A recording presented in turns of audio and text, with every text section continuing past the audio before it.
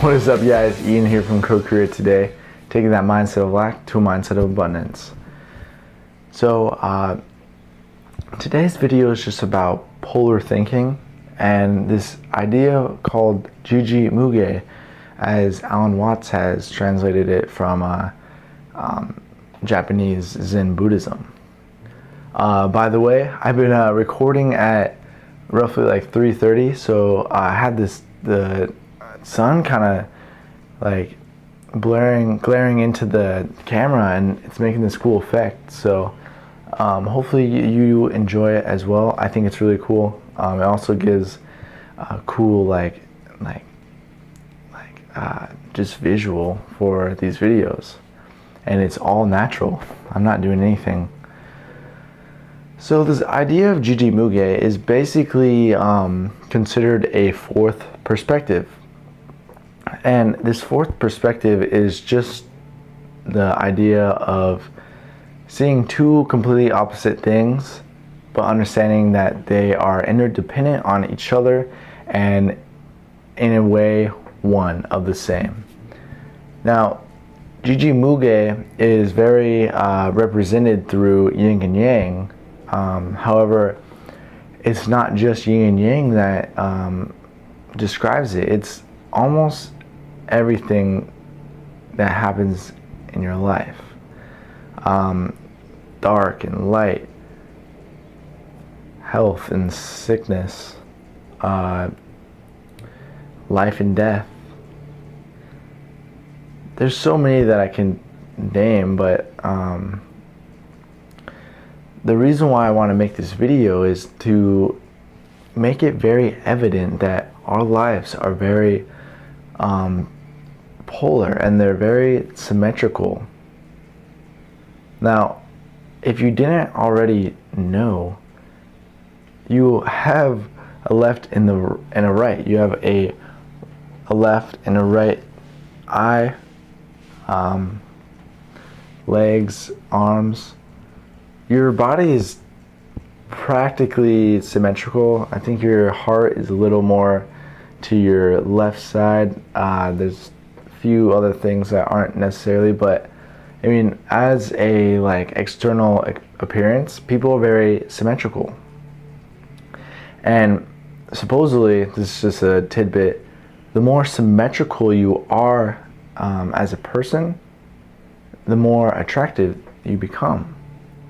And that is a idea that you can physically be aware of, but if we can dive deeper into a set of mind where you are very symmetrical, very harmonious and balanced through polar thinking, that is very attractive as well.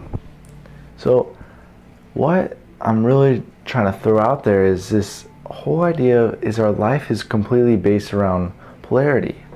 And there are a lot of things in our lives that are ways to, or are only kind of expressed through polars. So you have a really, let's say, a really bad side, a really good side. But they're representing the same concept. This concept is what it is. But you see that through having a bad and a good. So the whole idea of Jiji-Muge is to understand what it represents. So think about space and non-space.